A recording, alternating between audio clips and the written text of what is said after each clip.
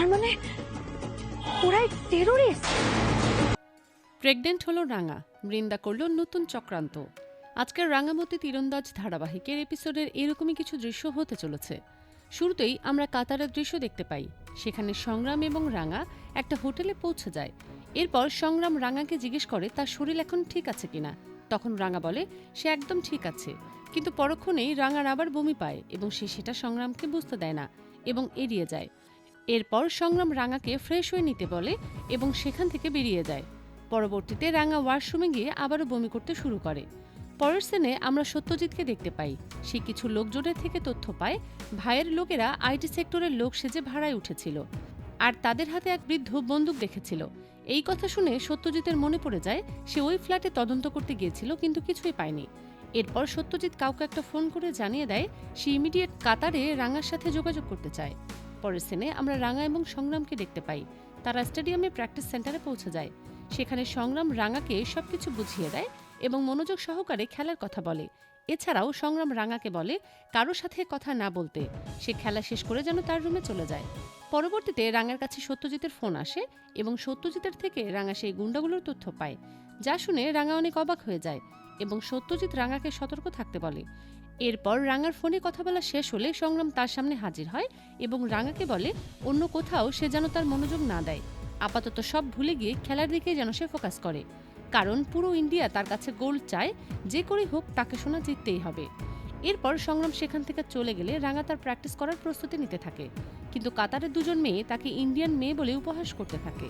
ঠিক তখন রাঙা মনে মনে বলে তোরা আমাকে ইন্ডিয়ান বলে হাসাহাসি করছিস, তাই তো? তোদের জবাব আমি খেলার ময়দানে দেব। এরপর রাঙা নিজের তীর ধনুক দিয়ে প্র্যাকটিস শুরু করে আর প্রথম প্র্যাকটিসেই সে নিশানায় তীর লাগাতে পারে, যা দেখে কাতারের ওই উপহাস করা মেয়েগুলো অবাক হয়ে যায়। পরের সিনে আমরা বৃন্দাকে দেখতে পাই।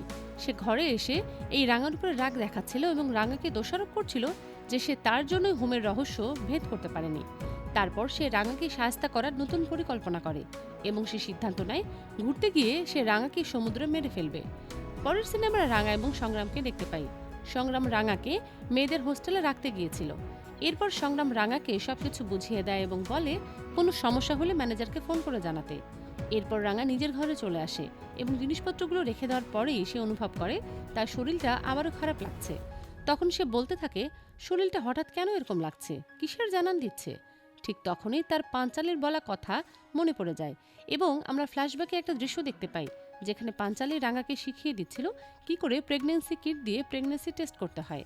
এরপর রাঙা এই ব্যাপারটা নিয়ে কাতারের মেডিকেল টিমের সাথে কথা বলার সিদ্ধান্ত নেয়, কিন্তু পরক্ষণেই তার মনে পড়ে এই কথাটা জানার পরে যদি তাকে খেলা থেকে বাদ দেয় তাহলে তো সমস্যা হবে, তাই সে ডক্টরের কাছে যাওয়ার চেষ্টা করে না।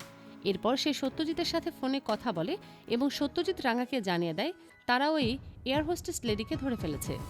এমনকি যে ব্যাগে করে সেই বন্দুকগুলো গুন্ডাদের হাতে তুলে দিয়েছে সেই ব্যাগের ছবিও তারা পেয়েছে। পরবর্তীতে সত্যজিৎ রাঙাকে বলে সে যেন আগ বাড়িয়ে কিছু করতে না যায়, কারণ সে ওখানে খেলতে গেছে, কোনো গুন্ডাদের সাথে তীর ধনুক দিয়ে ফাইট করতে নয়। এরপর সত্যজিৎ রাঙার মোবাইলে সেই ব্যাগের ছবিটা পাঠিয়ে দেয়, যা দেখে রাঙার মনে পড়ে ওই ব্যাগটা প্লেনে আসার সময় সে দেখেছিল। পরের সিনে আমরা সেই গুন্ডাগুলোকে একটা হোটেলে দেখতে পাই। তারা সেখানকার স্টাফগুলোকে জিম্মি করে এবং তাদের আইডি কার্ড ছিনিয়ে নেয়। এরপর তারা সিদ্ধান্ত নেয় ওই আইডি কার্ডগুলো ব্যবহার করে তারা সাধারণ লোকের কাছে পৌঁছে যাবে। শেষ দিনে আমরা বসু কুটিরের দৃশ্য দেখতে পাই। সেখানে প্রমিতা এবং বাড়ির অন্য সদস্যরা সকলেই রাঙার সাথে ফোনে কথা বলছিল। সকলে যখন জানতে পারে রাঙা হোটেলে পৌঁছে গেছে তখন সকলেই রাঙাকে বলতে থাকে ভিডিও কল দেওয়ার জন্য। এই কথা শুনে তো রাঙা ঘাবড়ে যায় এবং মনে মনে বলতে থাকে কিছুতেই কাউকে বুঝতে দেওয়া যাবে না তার শরীরটা ঠিক নেই। আজকের পর্ব এটুকুই, দেখা হচ্ছে আগামী পর্বে।